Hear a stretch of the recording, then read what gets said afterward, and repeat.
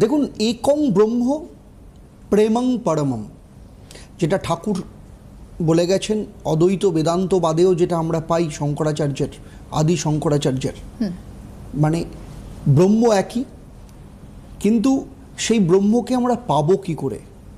সেখানেই চলে আসে চৈতন্যদেবের গৌড়ীয় ভক্তিবাদ, এবং সেই ভক্তিবাদে যেখানে আসছে প্রেম, সেই প্রেমের মধ্য দিয়ে আমরা পাবো হচ্ছে ঈশ্বরকে। তো সুতরাং ব্রহ্মকে পাওয়ার রাস্তা হচ্ছে প্রেম দিয়ে। সুতরাং প্রেমই সমস্ত কিছুর ঊর্ধ্বে, সমস্ত কিছুকে নিয়ে যাওয়ার একটা জায়গাতে, সমস্ত কিছুর ইয়েতে। তো এই যে একং ব্রহ্ম প্রেমং পরমম, আমাদের ঈশ্বরী মা, যিনি মানুষকে অভয় দেন, যিনি মানুষকে মানুষের জীবনের, মানুষের সমস্ত জায়গাকে তিনি ভরিয়ে দেন, তিনি আসছেন